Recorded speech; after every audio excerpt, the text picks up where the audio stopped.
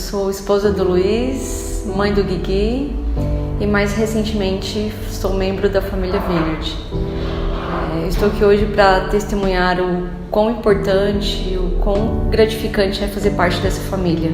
Eu nasci em um lar cristão, tive esse grande privilégio e quando eu me casei com meu esposo, ele não vinha de um lar cristão e eu esperei e orei por 10 anos.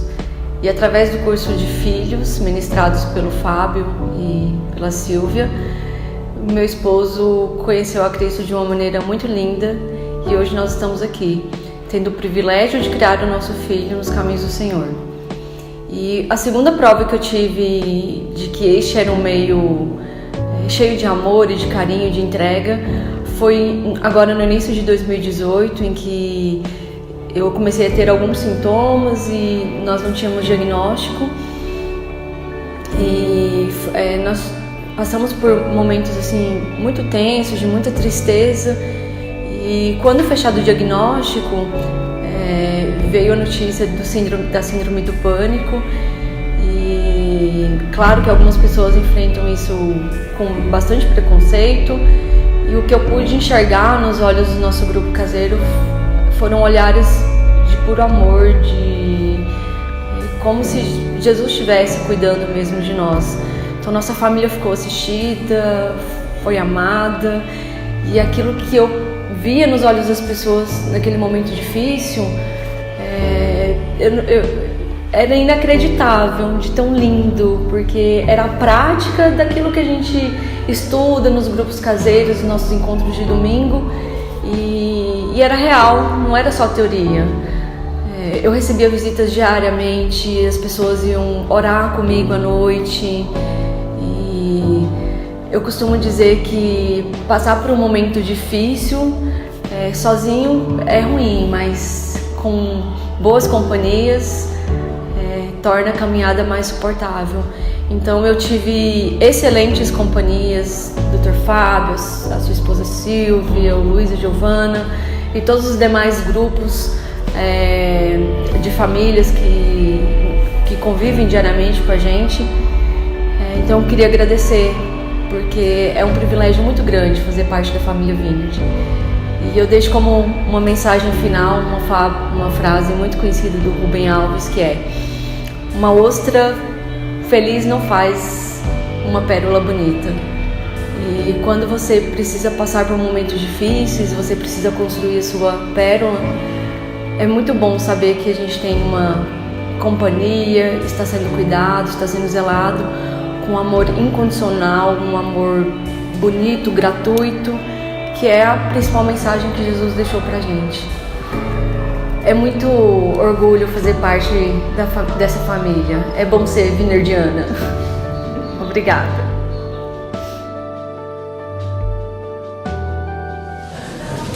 Deuteronômio, capítulo 34, versículo 10. Hoje, a nossa história de herói da fé é a história de Moisés. A história de Moisés seria difícil nós contarmos ela inteira aqui hoje, né? Porque ela vai do Êxodo e passa por Números, Deuteronômio, enfim, ela passa ali por muitos livros.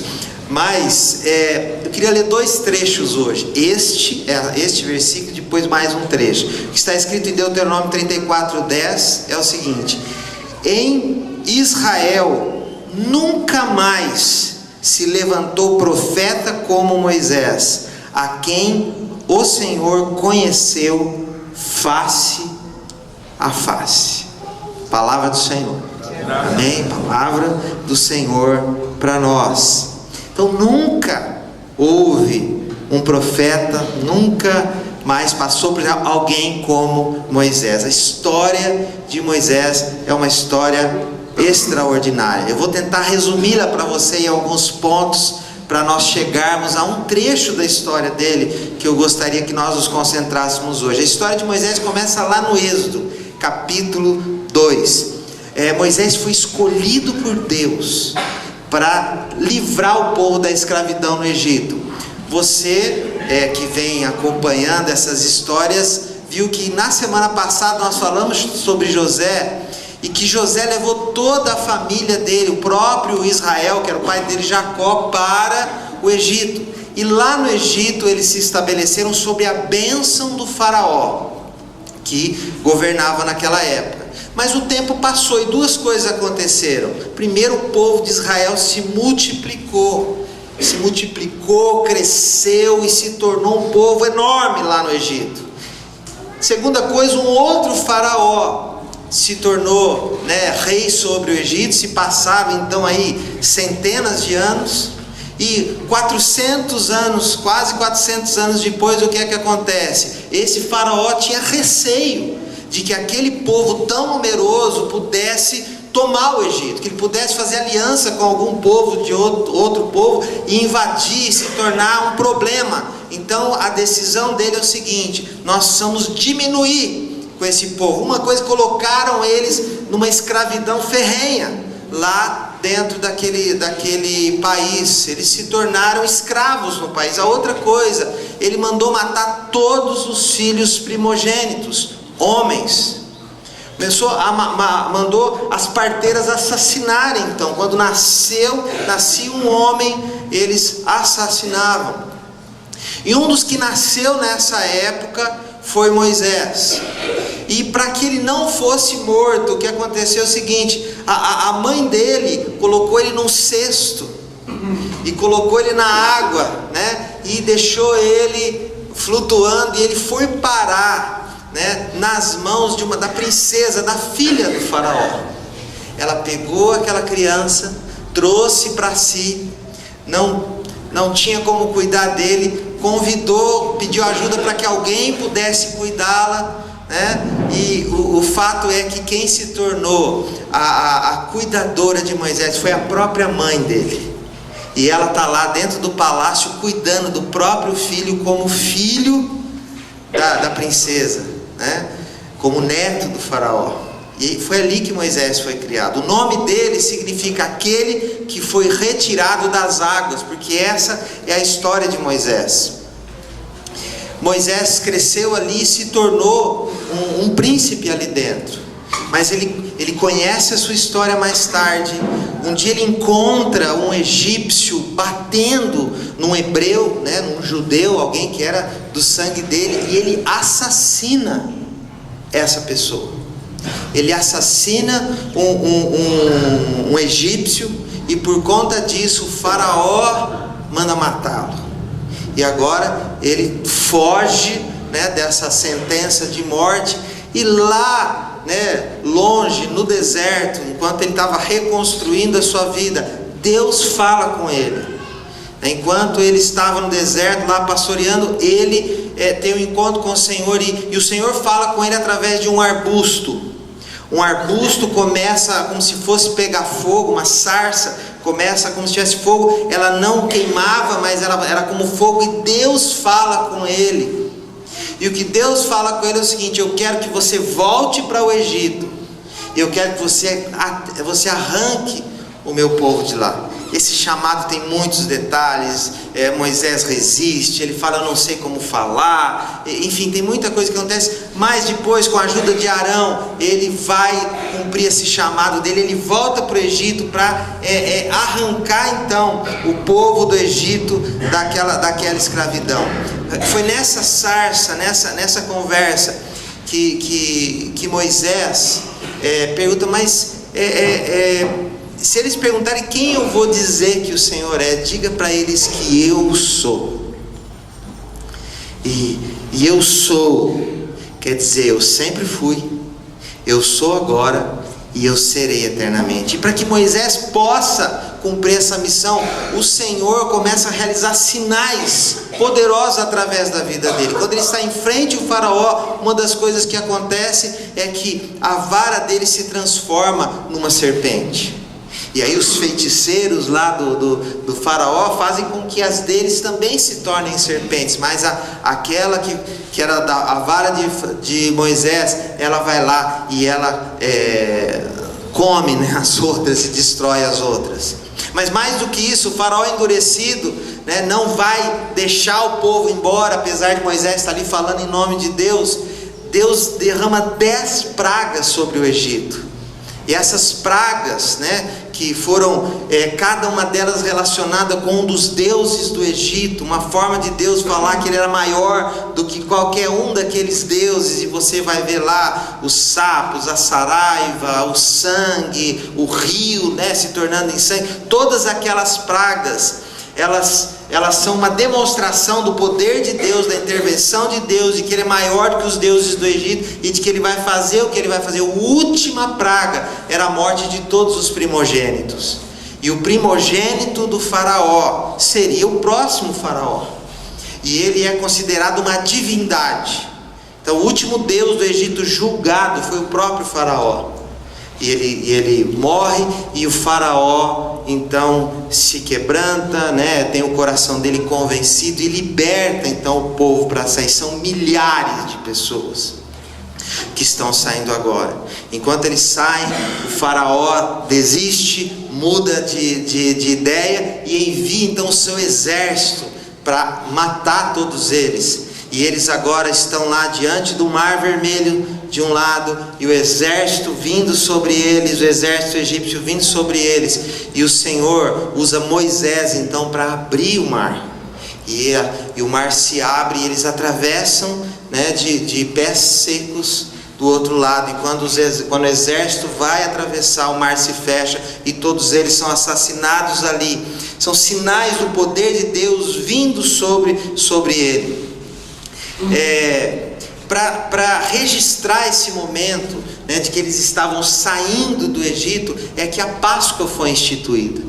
Antes deles saírem, eles fizeram uma festa que o Senhor ordenou, e eles sacrificaram lá o cordeiro, e teve todo o ritual, e passaram lá o sangue do cordeiro nos umbrais das portas. Quando o anjo da morte passou para matar todos os primogênitos do Egito, os primogênitos do povo de Israel não morreram por causa do sangue que estava nas portas. Mas a Páscoa é uma celebração dessa libertação. A Páscoa quer dizer passando sobre, ou passagem. Lembrando que o anjo da morte passou sobre o Egito, mas não atingiu aqueles que eram o povo de Israel. A nossa Páscoa, né, fala do sangue do Cordeiro Jesus, que foi aspergido por nós, né, que foi dado por nós, e por isso a morte também não tem mais poder sobre a gente, né? Então essa é a nossa Páscoa, mas essa é a Páscoa judaica. Moisés seguiu com a sua missão de pegar esse povo e levar até a terra prometida, né? De conduzi-los até aquilo que o Senhor tinha para eles. Era um povo difícil, era um povo obstinado, era um povo teimoso, era um povo que começou a sentir saudades do que eles viviam no Egito, dos alimentos do Egito, da segurança do Egito, né? E por conta desse coração, o que o Senhor disse é que uma geração inteira morreria, e só a próxima geração é que entraria na terra prometida. Moisés andou com esse povo 40 anos no deserto. Um deserto que tem 200 quilômetros de extensão. Foram 40 anos caminhando com eles ali, com esse povo difícil.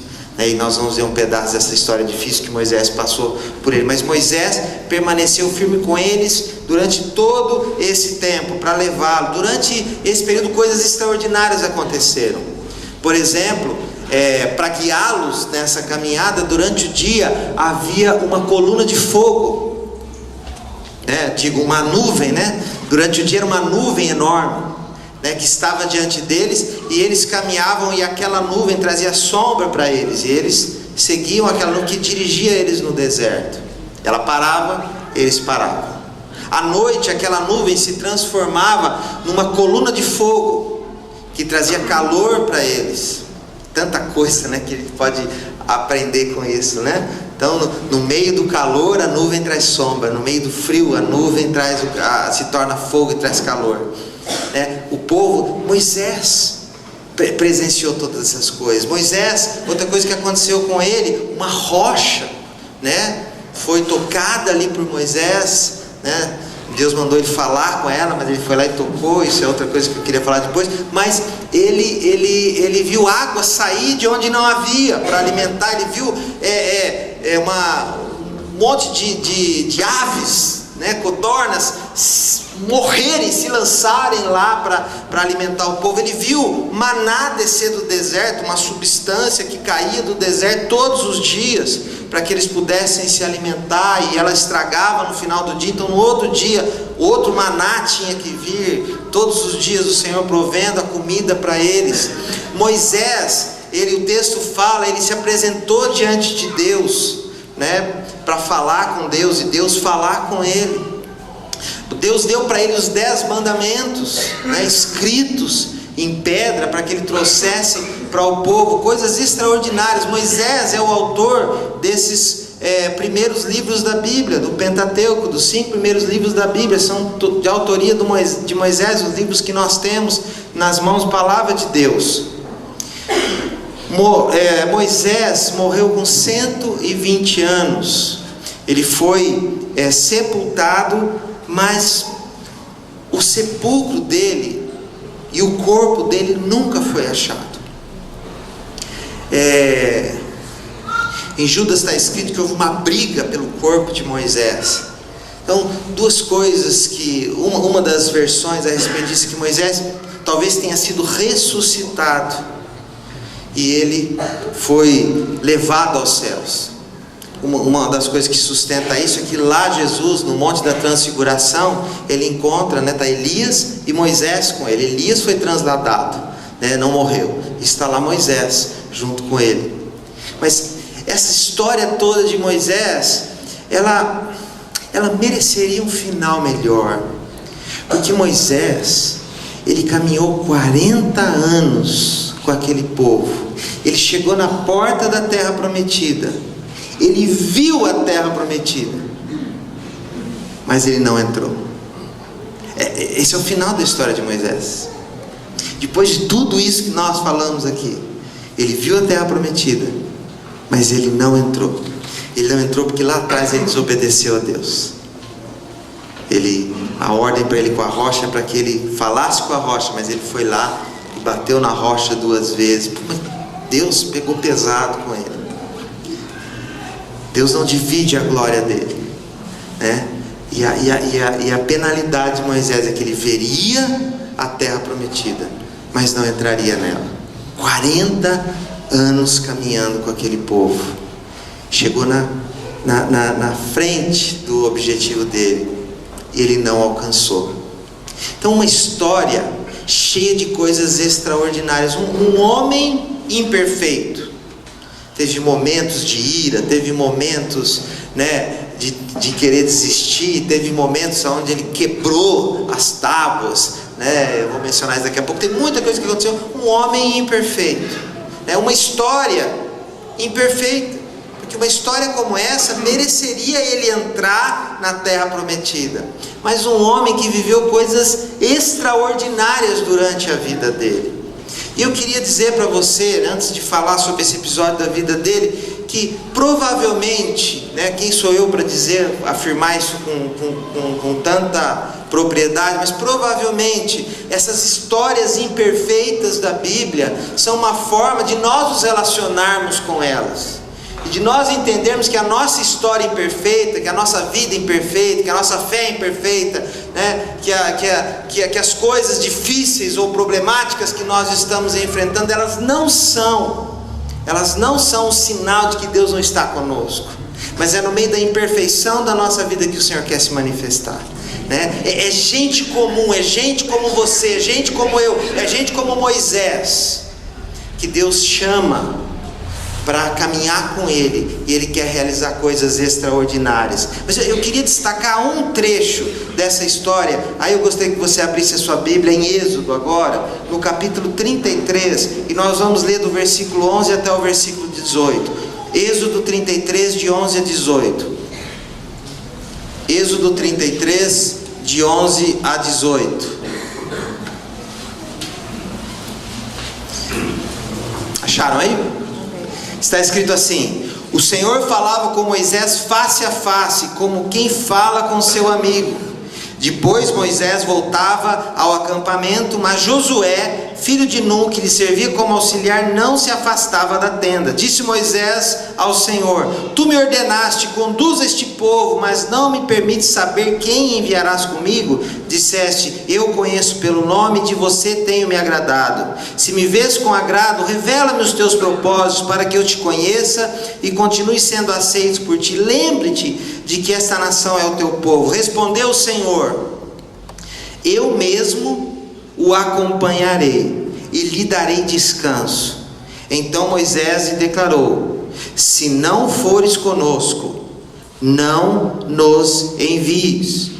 Como se saberá que eu e o teu povo podemos contar com o teu favor, se não nos acompanhares? Quem mais poderá distinguir a mim e o teu povo de todos os demais povos da face da terra? O Senhor disse a Moisés: farei o que me pede, porque tenho me agradado de você e o conheço pelo nome. Então disse Moisés: peço-te que me mostres a tua glória. Palavra do Senhor. Amém? Contexto. No capítulo 32, Moisés está no monte recebendo do Senhor todas as leis. Quando ele desce, antes de descer, Deus manda ele descer e fala: vai lá que o povo está aprontando. E ele, quando ele desce, Josué está do lado dele. Quando eles chegam lá, o povo que tinha ficado, eles sentem a ausência de Moisés, eles pedem para que Arão, que era o número 2, que era o sacerdote, para que ele construa um Deus para eles. E o povo vai lá e Arão pede para que eles tragam seus utensílios de ouro, e eles constroem um bezerro de ouro.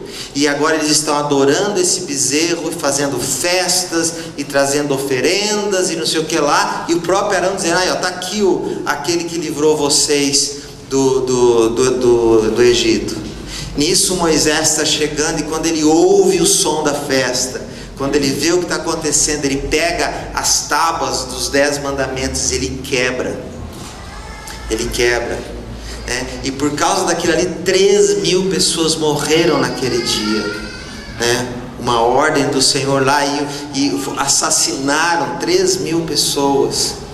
E eles imploram, perdão por Moisés. Moisés vai diante de Deus pedir pelo povo mais uma vez. E o que Deus fala para Moisés é o seguinte, isso está escrito no 32, ele fala, está escrito aqui: eu vou abençoar vocês, eu vou abençoar esse povo, eu vou cumprir todas as promessas que eu fiz para eles.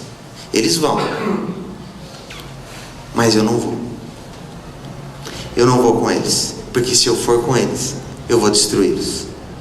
E aí Moisés vem e fala: se o Senhor não for, eu também não vou.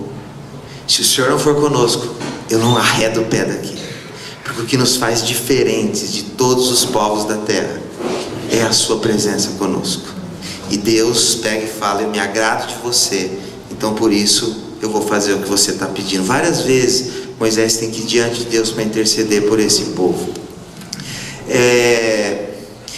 3 coisas que eu queria deixar para vocês a respeito desse momento de Moisés. A primeira coisa é: Deus quer falar conosco. Amém? Amém? Deus quer falar conosco. O texto fala que Moisés falava face a face com Deus, como quem fala com um amigo. O próprio texto de Êxodo fala que, na verdade, Moisés não falava com Deus face a face, ele tinha que ficar de costas, para que a glória do Senhor passasse por ele, porque quem vê o Senhor face a face é consumido pela sua glória.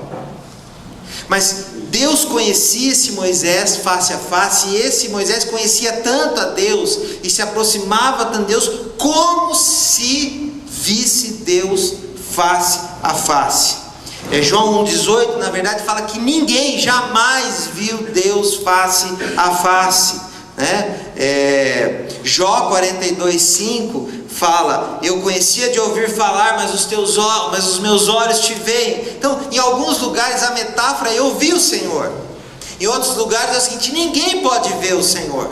Então, como é que nós resolvemos isso? Nós somos chamados para um relacionamento com Deus, para que nós o conheçamos, para que Ele nos conheça. a ponto de nós dizermos, nós andamos face a face com o Senhor. Mas a única forma que nós tivemos de ver o Senhor foi através de Jesus. É o que está escrito em João 14:9. Jesus fala o seguinte: quem me vê, vê o Pai.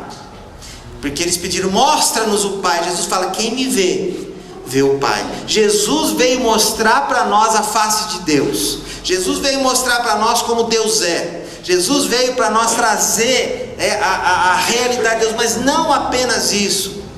Jesus trouxe para nós a possibilidade de que esse Deus morasse dentro de nós. Porque através do sacrifício de Jesus, através do envio do Espírito Santo, não apenas Deus passa a se tornar conhecido de nós, Ele passa a morar dentro de nós.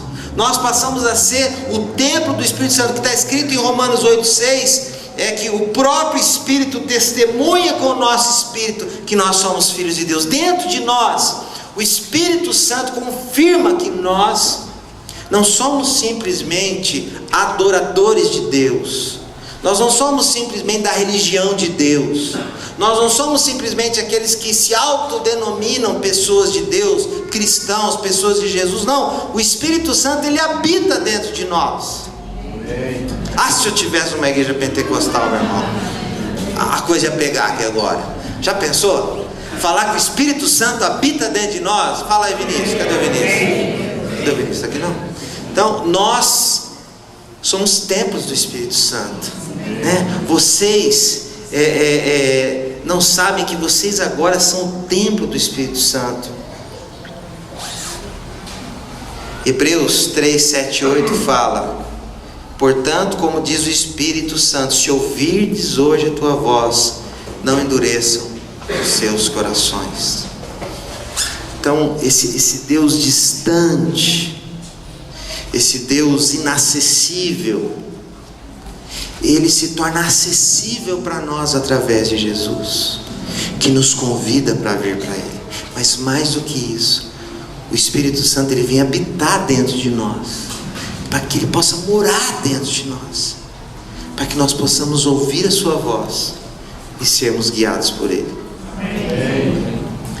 Como é que Deus fala? Tem gente que não acredita que Deus fala. Tem algumas pessoas que acreditam que Deus só fala através das Escrituras. Mas vamos colocar da seguinte forma: a principal maneira que Deus fala conosco é através da palavra de Deus. Amém? Amém?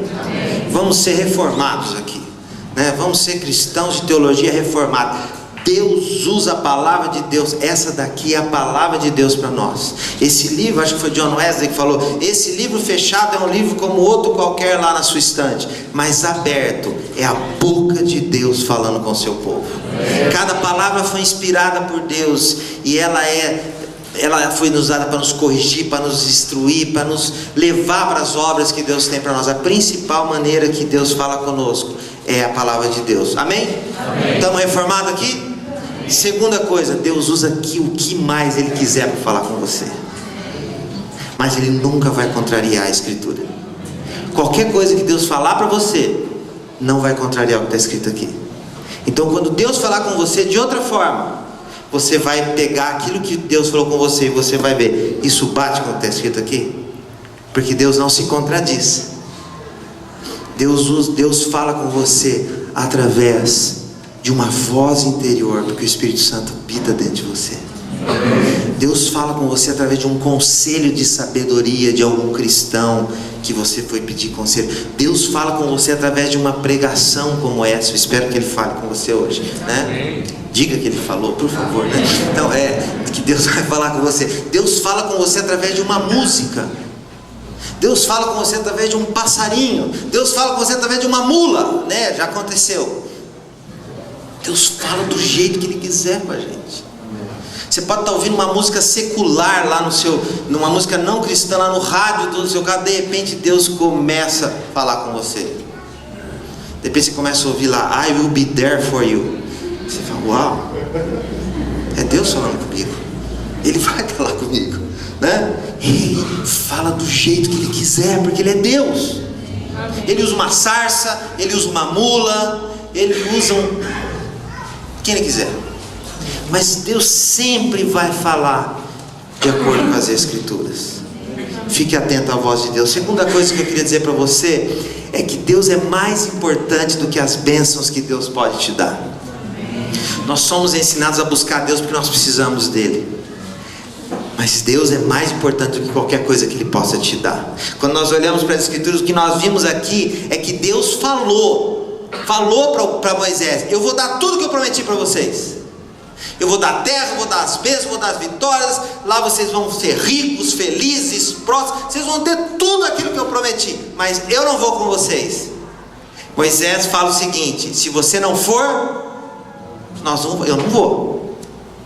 O que Moisés falou aqui foi o seguinte: não me interessa a bênção, não me interessa a comida, não me interessa o patrimônio, não me interessa a felicidade, não me interessa a realização, não me interessa nada dessas coisas, se eu não tiver o Senhor. Porque o que nos faz diferentes de todos os outros povos da terra, porque os outros também têm bênçãos, os outros também têm alegria, os outros também têm felicidade, mas o que nos faz diferentes dos outros é a tua presença no nosso meio. Foi isso que Moisés disse para Deus. Se você vai ler o Salmo 42 fala: a minha alma suspira por ti, Senhor. A minha alma tem sede de Deus. A verdadeira sede do nosso coração não é a respeito das bênçãos que Deus pode dar para nós, mas é do próprio Deus. É o próprio Deus. Só Ele pode satisfazer a sede do coração de uma pessoa. Nada que Ele possa dar para nós. Eu sei que você está orando, você está pedindo, você está buscando, você confia, você crê, mas eu queria lembrar você o seguinte: Deus é mais importante do que qualquer bênção que você esteja buscando. É isso que Moisés ensina aqui para a gente. Salmo 23: ainda que eu ande pelo vale de trevas e morte, eu não temerei perigo nenhum. Olha o que o salmista fala. Ainda que eu esteja num vale de morte, ainda que eu esteja num vale de trevas, eu não vou temer, porque o Senhor está comigo. Olha que fantástico. Talvez você esteja vivendo hoje um vale de trevas, um vale de morte. Talvez você esteja vivendo o momento mais difícil da sua vida. Eu estou. Talvez esteja vivendo um momento mais difícil da sua vida, mas o Senhor está com você. Aleluia. Amém. E Ele é mais importante do que a bênção que nós estamos buscando. Glória a Deus. A presença dEle. O que nos leva ao terceiro e último ponto: a presença de Deus é que faz toda a diferença. O que transforma tudo é a presença de Deus. O que Moisés fala, o que nos faz diferente dos outros é a sua presença entre nós. Gente, as outras pessoas também cantam melhor que a gente. As outras pessoas também têm princípios morais muito bons. Vai ver os candidatos aí à presidência, sem citar nomes, tá bom? Sem citar nomes. Tem princípios morais bons. Existem pessoas que estão bem de vida. Existem pessoas que têm famílias corretíssimas, filhos que são melhores que os filhos dos crentes. Tem pessoas desfrutando do melhor dessa terra, viajando, voando, e o Facebook é uma maravilha. Você chora quando você vê o Facebook da pessoa. Ela só sorri, ela não tem ruga, o cabelo não despenteia. É só lugares bonitos, só comida bacana. Misericórdia, Senhor. Cadê a sua bênção sobre a minha vida? Você olha para aquela foto, você olha para o espelho e fala: misericórdia, Senhor. Você olha para aquela comida e olha para o seu prato. Você olha para aquele carro e olha para o seu carro. Você olha para aquela casa e vê a sua casa e fala: Jesus do céu, o que eu fiz de errado?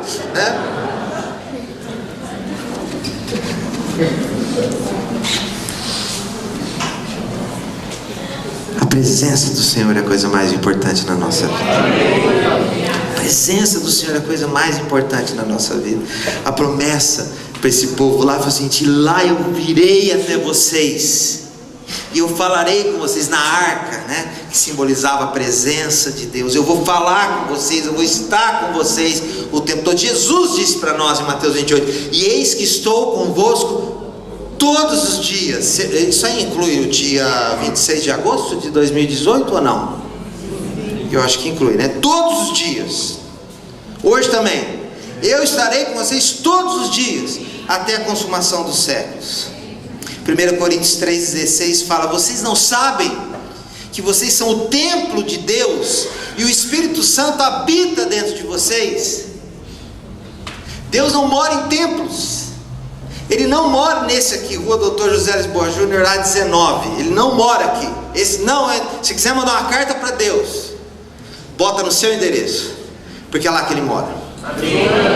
Ele mora com você. Ele mora no seu coração. Você é o templo. Não existe um lugar. Eu vou lá buscar. Não existe um monte, não existe uma igreja, não existe um culto, não existe. Deus escolheu habitar no seu coração, no meu coração. Nós somos o templo. Nós somos a arca da aliança. Amém. E aonde nós vamos, a presença de Deus vai com a gente. Aonde eu vou, a presença de Deus. Eu contei para vocês a história da Santinha. Aqui em Piratininga tem aquele hábito lá da igreja católica, né, de você levar a Santinha um na casa do outro, né, eu acho super bacana a devoção desse pessoal, né? Então, um dia eu estava lá e chegou um vizinho e não sabia que eu sou evangélico, né, e a vizinha veio lá e trouxe a Santinha, né, e ela entregou para mim. Isso fez me lembrar a minha infância, porque na minha casa ia a Santinha também. Aí eu expliquei para ela que eu não era evangélico, o vizinho ali, ela foi lá na educação, na paz. Não chutei, né? Porque tem uns caras aí que fazem uma bobagem. Fui lá. Mas eu me lembro quando eu era criança, que vinha a Santinha.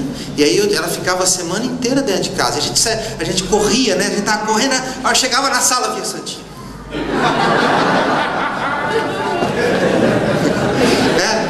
A gente tava brigando, via a Santinha. Sei lá, saia brigando assim. Porque a Santinha estava lá. Aí tinha hora de levar a Santinha pro vizinho. A gente brigava para levar a Santinha. Aí eu pegava lá, era a minha vez de pegar a Santinha.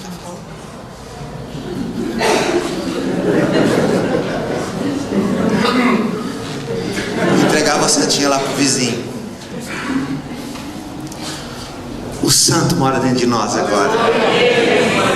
O santo mora dentro de nós. É o que está escrito aqui. O Espírito Santo habita dentro. Nós somos a Santinha.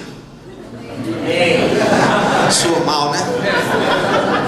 Ah, se eu estivesse naquelas igrejas que falam, vira pro seu irmão agora e fala: você é a Santinha.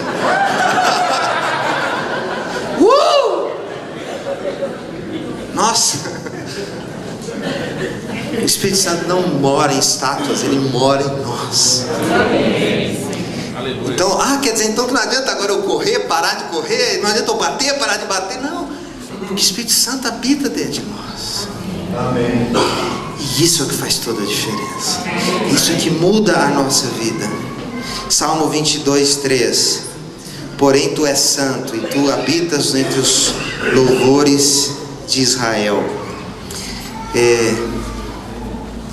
Fiz questão de mencionar esse texto porque tem duas coisas a respeito da presença de Deus que eu queria terminar aqui. Primeira,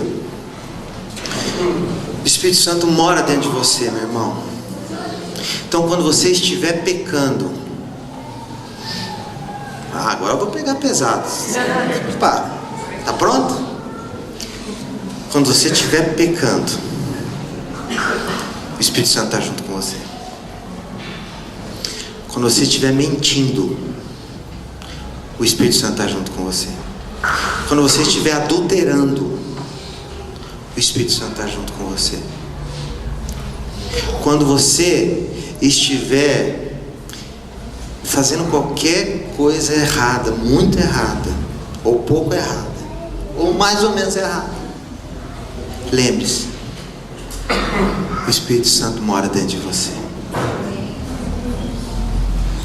Essa simples informação, essa simples lembrança deveria nos levar a pecar menos, ou a não pecar. Porque talvez para cometer o seu pecado você fecha a porta. Talvez para cometer o seu pecado você desconecta da internet. Talvez para cometer o seu pecado você vai para um outro lugar, para uma outra cidade, para uma outra localidade. Eu quero lembrar você que o Espírito Santo vai junto com você. A outra coisa, essa é a parte difícil, a parte boa. Não importa o problema que você estiver vivendo, não importa o que as pessoas falem a teu respeito, não importa se as pessoas viraram as costas para você, não importa se ninguém lembra de você, não importa se ninguém se preocupa com você, não importa se ninguém curte as suas postagens no Facebook, não importa se ninguém vai lá na sua casa, o Espírito Santo está com você. Ele habita dentro de você, Ele está com você. Ele te enche, Ele te capacita, Ele te cura, Ele te salva, Ele te santifica. O Espírito Santo de Deus sobre a sua vida. Porque você tem o Espírito Santo, você não depende de sacerdotes.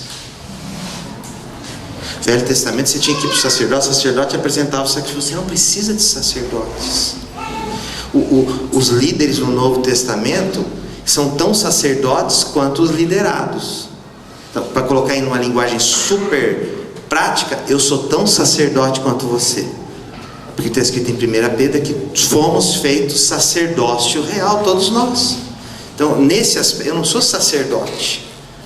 Então, você não depende do líder de grupo, você não depende da pessoa mais, não. Você tem acesso direto a Deus, a presença de Deus, ao poder de Deus, a graça de Deus, porque Ele habita dentro de você. Você pode abrir as Escrituras e o Senhor vai falar comigo. Quando nós pregamos aqui domingo, nós não queremos passar a ideia de que você nunca consegue fazer o que eu faço. Muito pelo contrário, o que eu gostaria que você acontecer na sua cabeça quando você vê a gente pregar aqui, é que você entenda o seguinte: pô, se ele achou isso, eu acho também, é o mesmo texto, é o mesmo Espírito Santo, Ele vai falar comigo também. Graças a Deus pelas pessoas que Deus nos deu para nos ensinar, não é, gente? Graças a Deus. Mas lembre-se, sua Bíblia tem que abrir durante a semana lá também, tá? Você precisa ler, e o Espírito Santo vai falar com você. E por último, além disso, existe uma presença especial quando nós nos reunimos. O texto fala que Ele habita no meio dos louvores do seu povo. Fala que quando 2 ou 3 se reúnem, Ele está no meio dele. Então, existe a presença de Deus que está em todo lugar, porque Ele é onipresente. Existe a presença de Deus no meu coração, porque eu sou templo do Espírito Santo. Mas existe uma presença de Deus especial, uma manifestação especial da presença de Deus, quando nós nos reunimos. Quando nós estamos aqui. Quando nós estamos juntos. Quando você vai para o grupo pequeno. Quando você vai para o grupo caseiro. Sabe? Aí no meio da semana você encontra aquele momento onde você vai lá e chega lá e você começa a ouvir o som dos louvores. E a presença de Deus está entre nós ali, movendo, falando, curando, tocando as pessoas. Essa reunião de domingo é a respeito disso. É a respeito de nós nos juntarmos aqui. Enquanto nós cantamos, enquanto nós adoramos, a presença de Deus entre nós encher o nosso coração e renovar a nossa vida.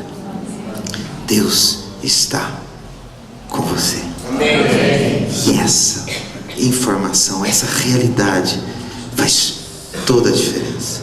Quando nós olhamos para essa história de Moisés, Deus quer falar conosco. A vida de Deus, a presença de Deus, o próprio Deus, Ele é mais importante do que qualquer bênção que você possa alcançar. E a presença dEle na nossa vida é que faz toda a diferença. E Ele está aqui agora. Amém.